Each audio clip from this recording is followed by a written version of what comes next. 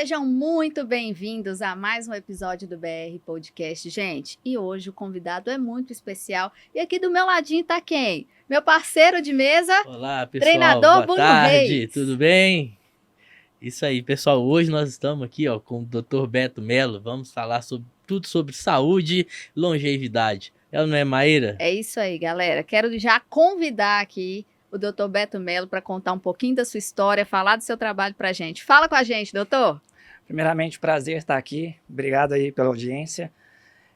Hoje eu tenho 40 anos, né? Eu sou casado, tenho 15 anos já de formação, trabalho na área de medicina, né? Medicina e longevidade, uma medicina nova aí que vem despontando aí e conquistando as pessoas, que é a medicina integrativa ou funcional integrativa, né? E ao longo dessa história eu fui aprendendo como lidar com um paciente que está frustrado, né, buscando lá na indústria farmacêutica, né, as suas possibilidades de cura, mas esquecendo que ele realmente é que precisa, né, fazer o necessário para se curar. Então, eu venho estudando, já estou na minha 5ª pós-graduação, e dessas pós-graduações a gente vem tratando o terreno biológico e mudando a qualidade de vida, de corpo, mente e espírito. Que legal. E conta um pouquinho mais, porque eu sei que muita gente, assim como eu, né, como audiência, deve ter como dúvida, o que é de fato essa medicina integrativa? Quais são os polos que ela atua, né? Igual você falou, trabalho mente, corpo e espírito, mas como que funciona isso na prática? Para, por exemplo, se eu marcar uma consulta com você, como que seria isso, esse atendimento? Quais são as nuances que trabalha? Como que é essa... Eu já imagino, né? Integrativa integra todos os pontos, mas o que ela trata de fato? Uma explicação mais simples de como é na prática. A medicina integrativa, ela visa tratar o corpo como um todo e ela coloca o paciente no centro da atenção e não a doença. E dentro desses protocolos que a gente vai avaliando, a gente vê todos os exames laboratoriais, a gente usa tecnologias, a gente vê o terreno biológico dentro do intestino, a gente vê dentro da célula através de exames genéticos, a gente vê exames de metabolômica, de microbioma, a gente tem buscado tecnologias para agregar aí o tratamento do paciente. Tem nutricionistas, fisioterapeutas, acupunturista, psicoterapeutas e todas as especialidades médicas, né? Então a gente busca integrar o melhor da medicina dentro das tecnologias possíveis hoje e a partir daí ensinar o paciente como sair da rota de colisão, como voltar para o sistema de saúde. O corpo ele tem a sua natureza de sempre buscar a autocura e geralmente é o ambiente que está todo atrapalhado, né? Então a gente tem buscado com o paciente estratégias novas, inovadoras, para que ele consiga realmente tratar aí das formas mais eficazes possíveis. Que legal, trata na raiz do problema, então. Porque hoje em dia, né, Bruno, é uma coisa que a gente fala muito aqui, todo mundo está buscando um caminho rápido, uma alternativa rápida para resolver. Uma solução rápida, né? Exatamente, é um remédio, uma medicação, muitas vezes sem a prescrição médica, e a medicina integrativa ajudaria nesses pontos. Ela trata todas essas formas, se a pessoa está buscando uma alternativa rápida, você traz ela ali para o centro e fala, olha... Aqui a gente precisa tratar a raiz do problema. Através desses exames, seria isso? Com certeza, os exames eles são ali uma avaliação mais criteriosa. É importante ressaltar também que a medicina integrativa ela não dispensa a medicina convencional. Então, nós usamos medicamentos também. Só que nós usamos os medicamentos, né, até um certo limite, né? Sempre buscando não prejudicar o paciente. Sim, eu falo muito disso, assim, a gente troca ideias com outros convidados aqui, que a medicação é uma alternativa que existe para tratar uma patologia ou até mesmo uma ferramenta para ajudar a chegar no objetivo. Mas o que eu achei interessante da medicina integrativa é que ela tenta usar o máximo das causas naturais. E aí a gente trata com alimentação, atividade física. Me conta mais dessas áreas, como que funcionaria o trabalho? A gente procura passar em todos os pilares que a gente acha justificável, né? Então, a alimentação a mais natural possível, né? Sempre buscando ali calcular os macronutrientes, avaliar as intolerâncias, ver realmente aquilo que o paciente tem facilidade de metabolizar, aquilo que ele tem dificuldade, né? Seja de metabolizar, de absorver, de excretar. Então a gente passa por essa parte da nutrição eficiente, né? Usando os exames. A gente passa também por uma parte da educação física, dos educadores, né? O que é muito importante, né? A gente precisa realmente que o paciente esteja em plena atividade física, é receita médica, todos os pacientes têm que buscar um objetivo de crescimento na sua Vocês estão modalidade. ouvindo isso, né, gente? É receita médica, atividade física, não é coisa à toa, não. Estamos aqui com o doutor Beto Mello, reforçando para vocês a importância de se fazer uma atividade física. Um paciente, por exemplo, que chega aos seus 79 anos e está fazendo lá uma major, que é uma maratona das 6 maiores do mundo, e já está na sua última lá para ganhar as 6 medalhas, né? É um paciente que provavelmente ele tem uma disciplina, ele sabe que na noite que ele vai sair, ele não vai beber, ou ele vai deixar de sair numa noite anterior ao treino. É um paciente que não tem dislipidemia com aumento de colesterol, né? É um paciente que não tem obesidade, é um paciente que não tem hipertensão, é um paciente que não desenvolveu doenças crônicas, é um paciente que tem uma rotina, né, eficiente para manter a saúde. Então, buscar esse desenvolvimento na atividade física, e a gente estimula os nossos pacientes a criar metas, né, entrar para um grupo de corrida, ou começar a jogar um tênis, ou procurar uma modalidade nova, entrar para esse meio de desenvolvimento, vai trazer uma rotina para a longevidade, né? E esse paciente, por exemplo, que não é meu paciente, mas é uma pessoa que sabe muito de medicina, é o Drauzio Varela, que aos 79 anos fez a 6ª major dele, né? Já passou por todas as grandes aí, ganhou a medalha, são 6 medalhas todas juntinhas assim, que é o sonho de consumo de todo maratonista, né? E não tem nenhuma doença crônica, e que fala, né, quando ele explica, ele fala realmente sobre isso, sobre não ter nenhuma doença, estar extremamente ativo aos 79 anos. Então, a medicina integrativa não pode desconsiderar uma atividade física, né? A gente também passa por outros pilares, como, por exemplo, do sono, um sono restaurador, um sono reparador, um sono que estimula a neurolinfa a desintoxicar e desinflamar o cérebro, né? Quantas pessoas hoje estão aí queixando de neuroinflamação, que é nada mais do que depressão, ansiedade, pânico, memória ruim, né? Distúrbios cognitivos, tudo gerado pelo próprio ambiente. Então, um sono reparador vai ativar essa neurolinfa a desinflamar, desintoxicar o próprio cérebro, né? Além disso, o sono ele pode modular os hormônios, modular o cortisol, então é realmente um pilar que é indispensável. Hoje, devido ao nível de estresse, né, da população, porque tudo está corrido, né? O ano aí, ó, já está virando. E você acha que assim, o sono, ele é um vilão não, né? Mas a pessoa que evita ali, né, ter sua boa noite de sono, você acha que ela entra nesse quadro de quem precisa estar ali com esse acompanhamento que necessita, e o que ela precisa, assim, ó, no primeiro momento ela visualizar, assim, não, agora eu vou procurar um médico, uma equipe, para mim estar controlando isso. Você acha que o estresse do sono seria um dos fatores no declínio dessa pessoa? Principal, né, para buscar essa ajuda? O sono pode ser um gatilho, né? Pode ser um princípio ali de um sintoma, quando não regulado, um sono, obviamente, de um ou de outros sintomas que podem gerar doenças, né? Hoje a gente tem muitos os trabalhadores por turnos, que são shift work, essas pessoas que têm restrição de sono. Essas pessoas elas são mais compulsivas, elas são mais obesas, elas são mais depressivas, elas são mais imunocomprometidas, elas são mais estressadas, elas são pessoas que realmente desenvolvem doenças crônicas, né? Não só essas pessoas que são shift work, mas a gente vê lactantes, né, que tem privação de sono, né, a gente vê pessoas que realmente são dependentes de medicamentos para sono, e essas pessoas elas não conseguem chegar na fase REM do sono, ou passar por todas as fases, onde vai ter a questão da diminuição da inflamação. Afeta até a questão cognitiva, né? Ela não tem uma linha de raciocínio ao longo do dia, né? E existem inúmeros estudos que demonstram isso, né? Pessoas com privação de sono ou que dormem menos, quando é aplicado testes cognitivos, são as pessoas que têm menores pontuações. Então, antes de uma prova, ou seja de uma prova de exercício, de maratona, ou seja uma prova cognitiva de um vestibular, de um concurso, as pessoas precisam dormir mesmo.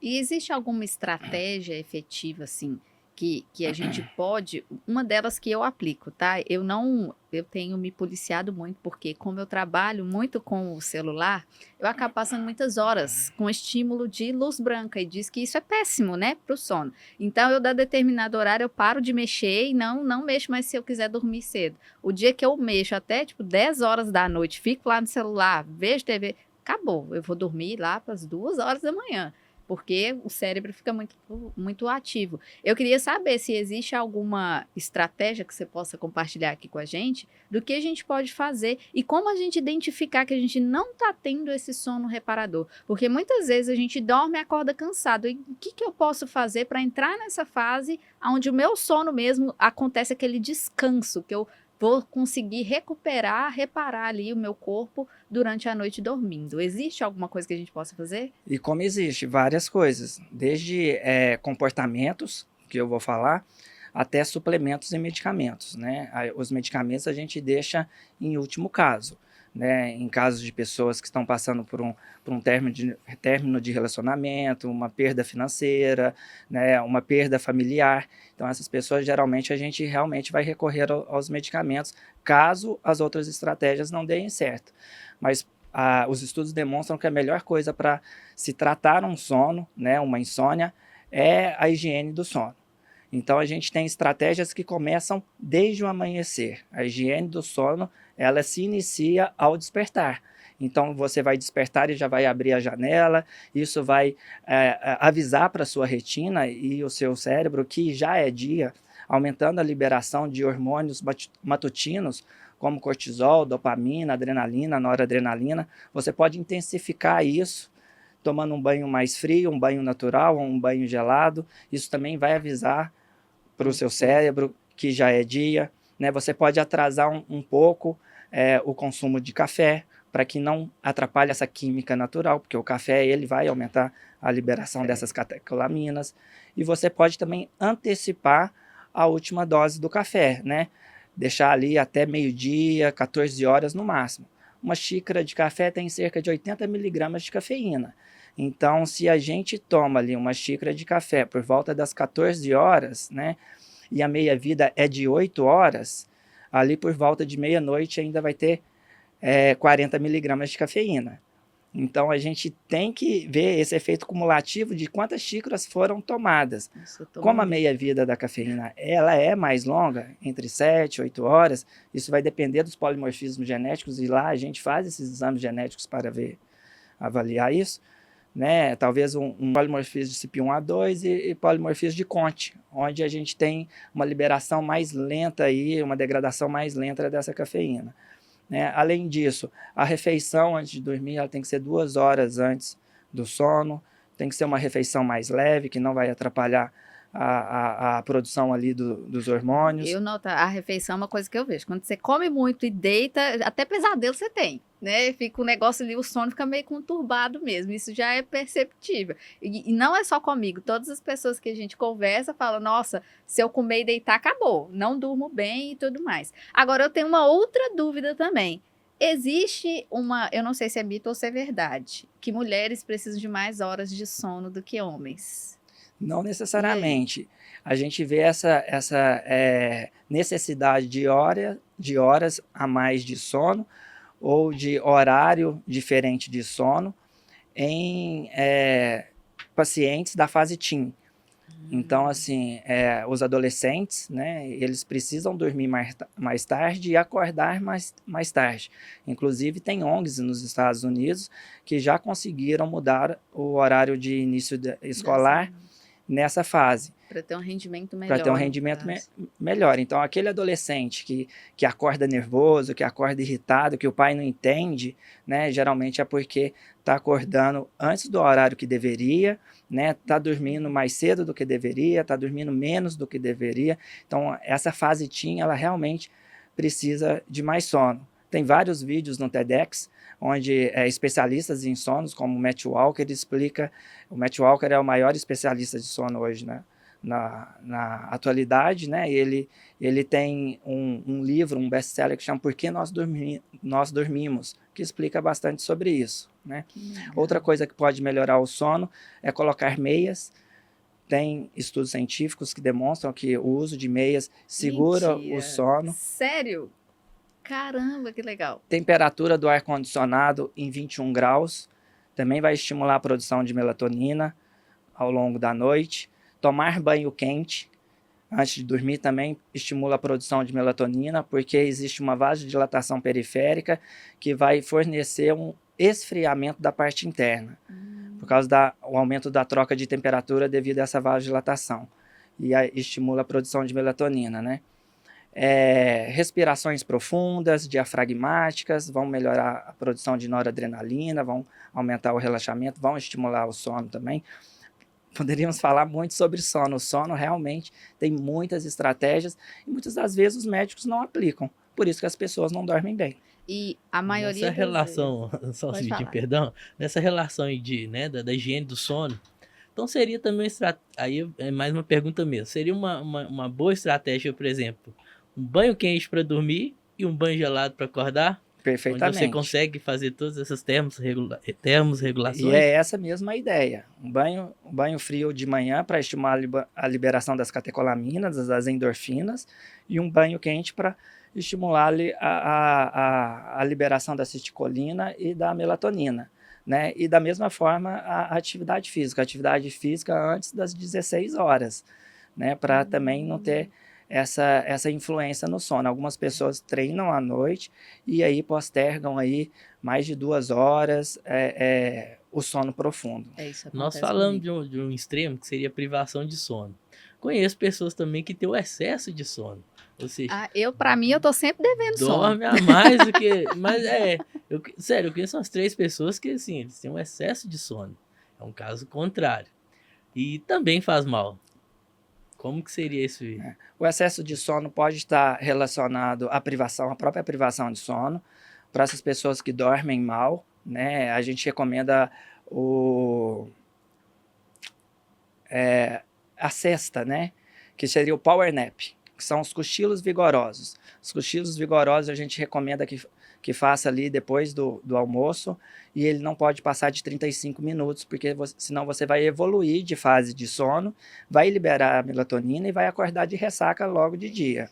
Então, o power nap, né, os cochilos vigorosos, são recomendados em torno de 20 a 30 minutos, né, algumas pessoas com 10 minutos já recuperam, né, e eles ajudam a restaurar, principalmente para quem é shift work também, aquele trabalhador noturno. Eu ia entrar nessa questão, né, daquele sono pós o almoço, que tem países que, assim, eles fecham mesmo ao meio-dia e retornam às 15. Esse sono, então, você consegue reparar aquele déficit que teve da noite ali, que você dormiu pouco, quase até mesmo não chegando no sono REM. Então, esse cochilozinho da tarde, ele é benéfico. Ele é benéfico, a pessoa consegue render muito mais ao longo do dia. É um sono restaurador mesmo, né, que vai dar a quantidade de energia necessária para ela complementar ali o que está faltando no dia. Mas, como eu disse, não pode passar de 35, 40 minutos, porque senão você chega numa fase profunda e aí você vai atrapalhar o sono da noite, né? Você vai acabar roubando aquele tempo de sono que você deveria ter à noite, né?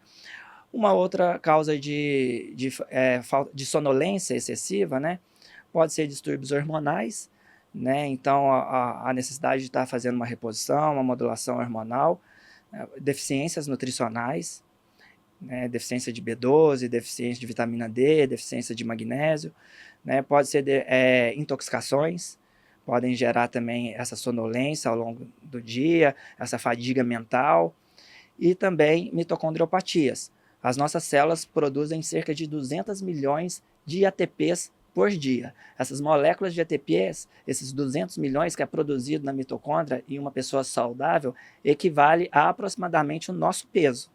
Então, imagina que a sua mitocôndria produz 2 mais 21 zeros. 200 milhões de moléculas de ATP que equivale ao seu peso. A maioria das pessoas estão produzindo 50% disso.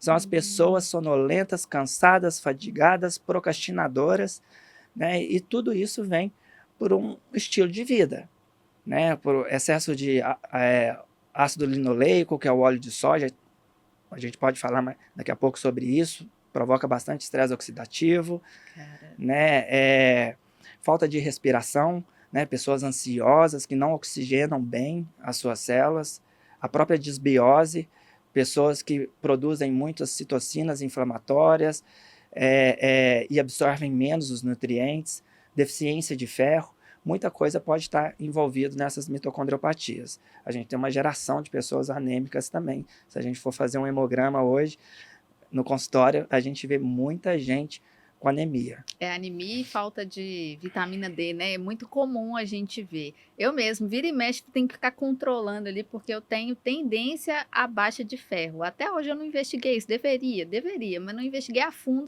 o porquê que acontece esse descontrole dentro da minha saúde. Pode ser por causa do Crohn também, eu nunca pensei nisso. Mas enfim, Pode não. pode, com certeza é, né? Mas quando ele tá regulado, tá tudo bonitinho, correndo bem. Quando eu faço quando não, né? Estou fazendo acompanhamento, eu sempre faço, então eu acabo controlando, mas a tendência é ele oscilar bastante. Mas tendo esse cenário que a gente vê hoje, eu vejo que a privação do sono, ela impacta no nível de estresse. Hoje tá todo mundo muito estressado, tá todo mundo muito ansioso. O que você recomenda para as pessoas, assim, além desse cuidado mais a fundo, porque a gente não costuma dar tanta atenção para a nossa saúde como a gente deveria. Existem inúmeras outras prioridades e a gente nunca investiga o caso, assim, né, do que é, por que eu tô com tanto sono, ou por que isso não tá rendendo tanto, ou por que eu não tô conseguindo emagrecer da forma como eu gostaria, porque chega ali no platô também, que é uma coisa que a gente fala muito, né, Bruninho? Que acontece as pessoas buscando e elas acabam indo para o caminho errado e buscando a alternativa de, eu vou tomar um Ozempic, né? Aqui para emagrecer e pronto, e resolve o problema e acaba desenvolvendo outros problemas. O que você recomenda nesse caso para esse perfil de pessoa que está tendo inúmeros problemas, mas não está conseguindo identificar a causa deles? Eu sei que o primeiro é marcar uma consulta, mas assim, quais são esses gatilhos que ela pode identificar dentro do que ela está fazendo hoje, que ela está precisando de fato de uma ajuda mais profunda para solucionar essas questões? A principal coisa que a pessoa deve fazer é uma autoavaliação para ver aquilo que ela realmente não deve fazer. Fumar um vape, né, ter um hábito sedentário, né, comer alimentos pobres nutricionalmente, O ricos em excesso de álcool também hoje em excesso dia de tá. álcool, rico em açúcares, né, bebidas açucaradas. Então, primeiro, identificar isso é muito claro. A gente não precisa de um médico, a gente não precisa de uma série no Netflix. A gente sabe aquilo que faz mal para a gente. Então, primeiro é cortar o que prejudica. Os maus hábitos, né? Os maus hábitos.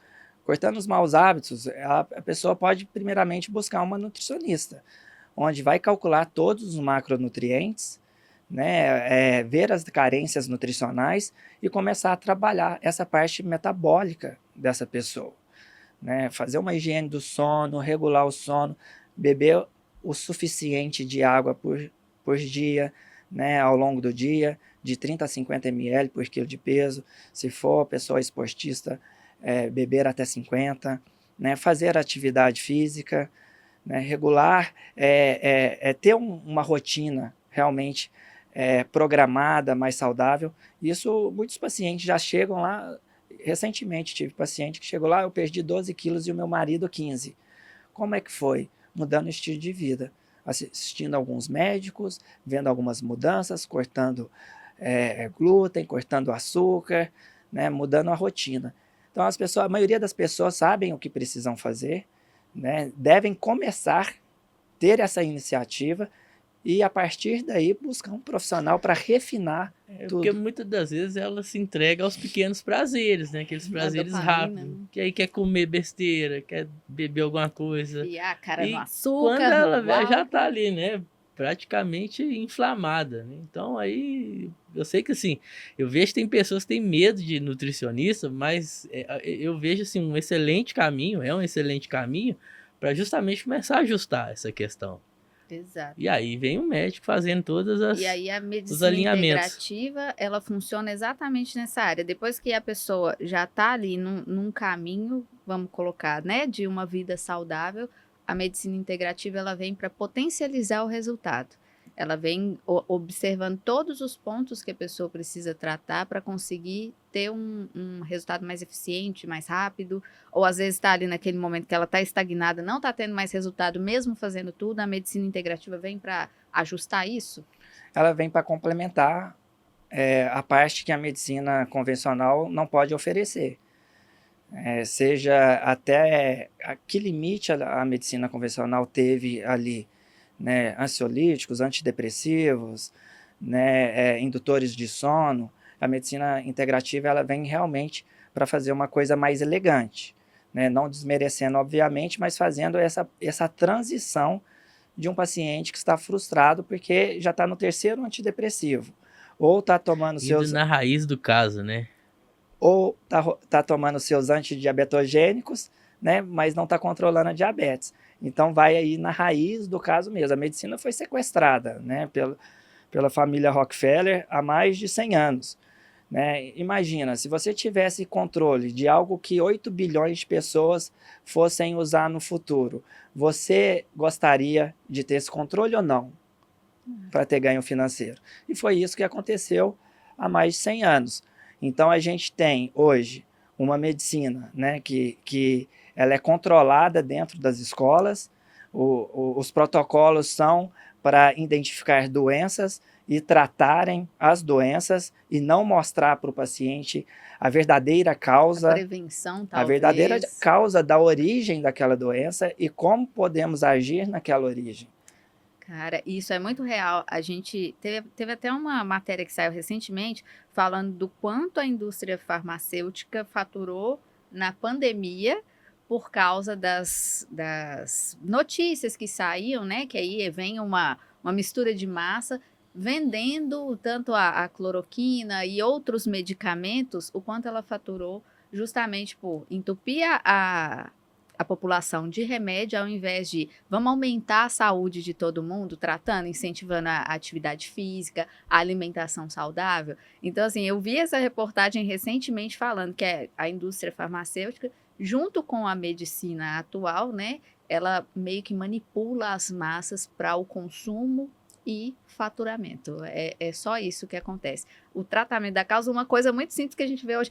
Há quantos anos eles estudam a cura do câncer? Gente, não é possível que ninguém descobriu até hoje. Né? Não cabe na minha cabeça como que isso, com tantos estudiosos, com tanta tecnologia que a gente tem, a gente ainda não consegue fazer isso. Por quê? Envolve a questão do dinheiro, envolve política, envolve N casos que acabam impactando exatamente nisso aí que você falou. É o interesse financeiro acima de tudo. Infelizmente, isso impacta demais na saúde das pessoas. Acima de tudo, escancarado. Os Estados Unidos têm cerca de 325 milhões de habitantes. É o país que gasta 4,5 trilhão de dólares em saúde. É o que mais gasta. E dos países desenvolvidos, é o que menos tem resultado. Então, como que um país que gasta 4,5 trilhão de dólares em saúde tem os piores resultados? Porque não há interesse de trazer um resultado positivo. E na raiz do problema. O interesse é mercantilista, é domínio. É manter o que já está ali no domínio. Né? É manter o que já tem. Os Estados Unidos e a Europa juntos já gastam mais de 1 trilhão de dólares em pensões.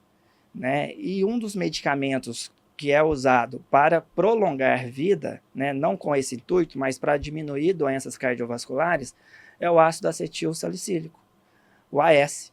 O AS ele é bom para memória, ele é bom para tratar candidíase, ele diminui os sintomas de depressão em 50% nos primeiros 7 dias, ele diminui o cortisol. A gente está numa geração com cortisol, com estresse elevado, que é a principal causa de morte, né? E o AS ele é sempre contestado, inclusive tem uma matéria naquela revista do mercado financeiro, Bloomberg, falando que a economia americana e europeia, né, o sistema que controla, né, eles estão preocupados com o consumo de AS porque prolonga a vida e estão aumentando os custos de pensão. É um medicamento que você vê resultados no câncer de fígado, no câncer de pulmão, no câncer de cólon. Então, é um medicamento excepcional. A gente chama isso também de terapia off-label, quando os medicamentos são criados, por exemplo, a doença cardiovascular, mas tem uma infinidade de outros benefícios, como o LDN, que é o low dose de naltrexone, como o cloreto de metilmetionino, que é o azul de metileno, como o próprio AS. A gente vê que esses medicamentos eles têm trazido benefícios em usos diferentes e doses diferentes daqueles recomendados. Isso é uma coisa que a medicina integrativa ela pega para si, as terapias off-label, para prolongar a vida. Que interessante, cara. Fantástico, né, Bruno? Eu tô aqui É, de eu tô boca aberta, assim, né? de tanta coisa que eu não sabia, fiquei sabendo. E conta mais pra gente. Agora a gente quer saber um pouquinho da sua vida pessoal, como você cuida, né? Igual você falou que você é casado, como que é essa questão? Alimentação, treino, dieta, tá nativa? Conta mais detalhes pra gente que a gente quer saber. Então, eu tenho 3 filhos, né? Uma de 14, um de 2 anos e um de 1 ano, né? Que é a Valentina, o Benjamin e o Henrique. Né? Sou casado com a Priscila, tem 33 anos, né? E O a amor da Priscila minha vida. é nutri também, não é? Ela é nutricionista, mas hoje ela é gestora. Legal. Então, eu tenho minha equipe de nutricionistas lá na clínica. A minha nutricionista hoje na clínica é a Carol. Né? A gente está indo quinta-feira para Buenos Aires para fazer a maratona da Argentina. Que massa. Vai ser a nossa primeira maratona, vai fazer eu e ela juntos. E a minha rotina alimentar ela é extremamente calculada. Então, eu acordo 5 e meia, né? Eu tomo meu pré-treino calculado. Hoje eu estou comendo cerca de 3.481 calorias por dia. Isso é uma estratégia por conta da maratona? Por conta da maratona. Então, eu já acordo, tomo meu primeiro café da manhã, vou correr, tomo meu segundo e faço 3 ou 4 refeições da qualidade de um almoço ao longo do dia. Que legal. São refeições onde todos os macronutrientes são calculados. E para isso tem uma rotina que é bem criteriosa, né? Onde minha esposa, que é uma mulher muito generosa e ela me ajuda nisso, né? Eu considero ela uma mulher extremamente virtuosa, né? Que bacana, muito interessante. E olha só como que é legal você compartilhar essa questão da quantidade de calorias que você está comendo. Muitas pessoas acham que o volume, ou ganhar peso, ou emagrecer, depende do quanto você come. E acaba comendo menos do que deveria, ou comendo nutrientes que não deveriam, que de fato não vão chegar naquele objetivo que ela tem. Hoje, você está comendo, no meu ponto de vista, tá? É muita comida, porque a minha dieta, eu sou miudinha, mas tudo bem. A minha dieta, quando chega em 2.500 calorias, que é quando eu quero ficar um pouquinho maior, eu já acho muita comida, então 3.000, tipo assim, é muita coisa. Como que você faz para administrar? Porque eu particularmente vejo, se pôr muita comida, eu não tenho fome. Essa estratégia, o que faz você conseguir seguir ela dessa forma? Porque eu vejo que o trabalho da medicina integrativa tem a ver com a alta performance. E alta performance não é só sobre o que você faz dentro do que foi prescrito, é o que você faz fora dele que vai fazer você alcançar seu objetivo. Como que é isso? Eu tenho para mim que alta performance nunca será exagero, mas sempre equilíbrio. A alta performance, ela vai te dar as condições de gerenciar todo o seu dia a dia com energia. Então, por mais que a gente faça muita coisa, a gente tem energia bastante para fazer isso, porque a gente faz certo. Né? Esses macronutrientes, né? Eu estava falando da minha esposa virtuosa, eu acabei emocionando, por isso que eu travei. Né? É uma pessoa que me ajuda muito. Então, pesar, calcular, levar as marmitas, né? Dentro da clínica também, a hora que eu tenho que comer, os meus chás, meus suplementos, tudo tem uma equipe por trás disso, né? Que me ajuda. Tá? E aí, a questão da alta performance, de gerenciar isso, ela precisa de organização. Uma pessoa desorganizada, ela pode até começar a crescer, mas depois ela não cresce mais. Tem uma quebra, Você né? pode Porque começar fica falho. desorganizado, pode começar da sua maneira, mas depois se organiza, porque aí o sucesso é certeiro. Né? Então, eu trabalho de 8 às 17 hoje, atendo no máximo 5 pacientes por dia, e as consultas são cerca de 1h30. Entre as consultas eu tenho um tempo para tomar um café, ou comer, ou tomar um chá. Né? Eu tenho 2 horas de almoço, almoço todos os dias em casa, tomo café da manhã todos os dias em casa. Eu vejo meus filhos em 3 momentos, de manhã, na hora do almoço e na hora que eu chego. Prezo muito esse convívio, né? O meu pai era fazendeiro, então, assim, via muito pouco ele. Quando via, era muito rápido. Às vezes, ele não voltava da fazenda para almoçar. E naquela época, no almoço, todo mundo calado, né? Hoje, não. Então, hoje, aproveito bastante. Eu acho que isso é o que me dá força, né? Com certeza. E vou para os congressos, estou sempre estudando, fazendo pós-graduações. Para agregar. Tenho estagiário na clínica, estagiário de medicina, estagiário de nutrição, então as coisas vão acabando se ajeitando da melhor forma. Que legal. Você falou da alimentação. E como são distribuídos seus treinos hoje? Né? Porque a alimentação é algo que é muito bem calculado, mas também de acordo com os treinos. Hoje eu treino, né? Eu já vi você correndo, na bike, né? Fazendo um reforço muscular. E como você distribui isso hoje ao longo do seu dia? Hoje, como eu estou focado mesmo na maratona, então tá bem mais tranquilo, né? Então treino de força umas 3 vezes por semana e de corrida 1, 2, 3, 4, de 3 a 4 vezes por semana. Geralmente, às vezes 4, 5, depende da fase. Nessa fase de polimento agora para maratona, eu cheguei a treinar 5 vezes por semana. Agora já está diminuindo de novo. Né? Então tá bem mais tranquilo agora, mas na época que eu tava para fazer o triatlon, aí é mais pesado. Né? O ano que vem, ou logo após essa maratona, a gente já vai fazer uma estratégia para o triatlo. E aí eu vou te fazer uma pergunta que talvez seja, depende da estratégia, que é o que você vai me responder, mas eu quero te perguntar mesmo assim. A questão treino de força versus treino aeróbio. Como que funciona essa distribuição dentro de uma alta performance? Por exemplo, a pessoa que está buscando emagrecimento, eu vejo que muitas delas focam só no aeróbico e esquece que é preciso movimentar o corpo de outras formas também, né? Fazer a musculação é importante para tudo.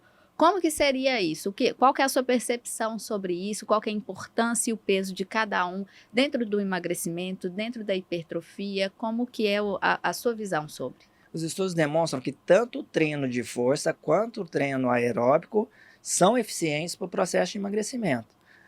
Vai depender da técnica e também do tempo.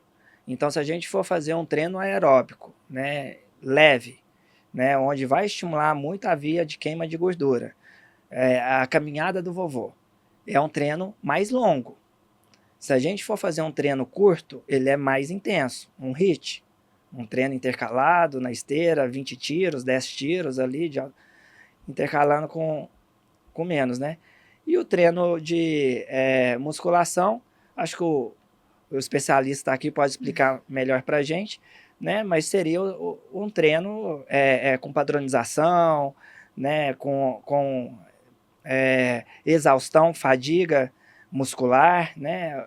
De acordo com a modalidade, o ideal seria trabalhar para uma boa densidade muscular, né? Você vai levar a exaustão, mas não é aquele extremo. Tem também a relação das datas, né? Que você tem que mensurar ali o que você coloca no planejamento. Ele precisa atingir o máximo para ganhar força, ao mesmo tempo ele tem que ganhar agilidade, ao mesmo tempo ele tem que estar flexível e tem que estar leve. Né? Porque você pega uma maratona e vai pro triatlo, então assim, porque quando se fala em musculação, e eu assim, né, particularmente, eu gosto muito de colocar músculo em ação, e aí a gente tem que preparar esse músculo para cada indivíduo de acordo com a sua modalidade. E aí, no somatório com a alimentação, descanse, né, para chegar na prova e buscar a medalha. Sim, e no caso de emagrecimento, um não exclui o outro, é importante fazer os dois. De forma alguma, tem que ter os dois. Viu, galera? Não é só ficar na esteira, tem que puxar ferro também. Ou não é, gente? Até porque a capacidade aeróbica, ela vai melhorar a sua performance no treino anaeróbico, né? Quando você tiver maior capacidade, melhora da vascularização, produção de óxido nítrico, né? Oxigenação das células. Você vai melhorar a sua biogênese mitocondrial, você vai melhorar a sua força, a sua resistência, a sua hipertrofia. Então, um é complemento do outro. Só que algumas pessoas gostam mais de um do que o outro, né? E a respeito da modalidade, eu tive que fazer muito treino de glúteo médio, glúteo máximo. Bem específico. Muito específico, porque quando eu comecei a correr, eu era o famoso bunda mole. Então, lesionava muito, não fazia agachamento, não fazia treino de glúteos, de posterior, de abdômen, né? Dos músculos que estabilizam, os estabilizadores. Né? Então, eu fiquei aí cerca de 4 meses treinando só glúteo. Caramba. Isso aumentou muito o meu rendimento na corrida. Caramba, olha que interessante, né? Mexe em uma atividade ali dentro da performance do treino para você conseguir chegar mais. Isso que é estratégia, gente. Muitas pessoas falam assim: vou pegar um treino da internet e vou fazer. Cara, é isso. Olha, a prova tá aqui, o Dr. José Roberto falando pra gente que se você quiser chegar mais longe, você precisa sim de estratégias, de profissionais eficientes. É ou não é, Bruno? Exatamente. Porque o grupo muscular, eles são sinergistas um do outro. Se um tiver fraco, vamos supor, se o glúteo estiver fraco, até o joelho pode sair lesionado numa questão dessa. Então tem que trabalhar todo o grupamento muscular, todo o segmento muscular, para que um possa auxiliar o outro de uma forma eficiente. Olha que integrativo, né? Integrativo.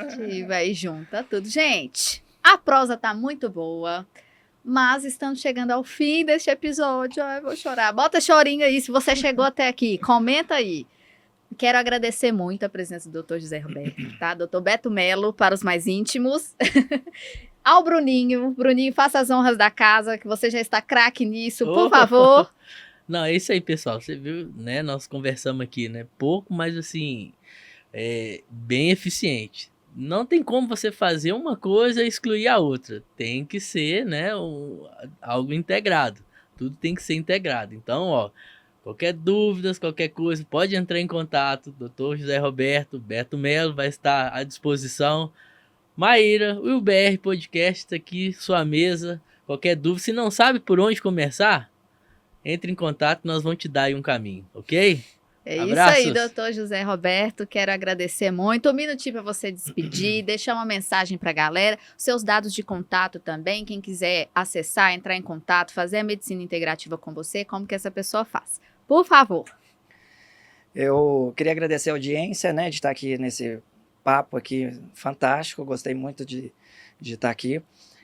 Eu estou aqui em Nova Lima, né, ali na Grande BH, no Instituto Melo, essa clínica de medicina integrativa, onde a gente recebe os mais diversos pacientes, pacientes oncológicos, pacientes com doenças crônicas, pós-infartados, pacientes que estão tentando engravidar ou não pós-gestacional, super obesos.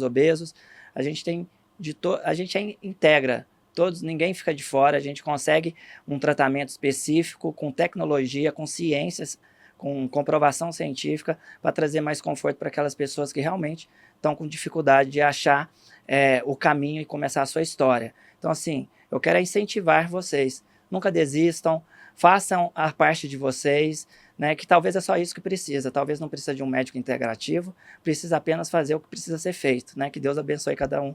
Obrigado por estar aqui. É isso aí, galera. E ó, já sabe, se ainda não é inscrito, clica aqui, se inscreve no canal, compartilha bastante, gente, porque a gente está trazendo aqui base científica. Um médico veio falar para vocês sobre a importância de cuidar de todos os polos da sua vida. Não é só olhar para a atividade física por si só, não é só cumprir um papel, é fazer de fato o que tem que ser feito para que você tenha longevidade. Hoje em dia está tudo tão pesado na nossa vida, é muito trabalho, é muito estresse, é todo mundo muito ansioso. Vamos deixar isso mais leve, cuidar da saúde para que a gente possa ter aí uma vida longa. E já sabe, no próximo episódio eu espero por você, lá no Instagram, estamos no @brpod. Clica aqui e não deixe de se inscrever. Um beijo e até a próxima. Tchau, tchau.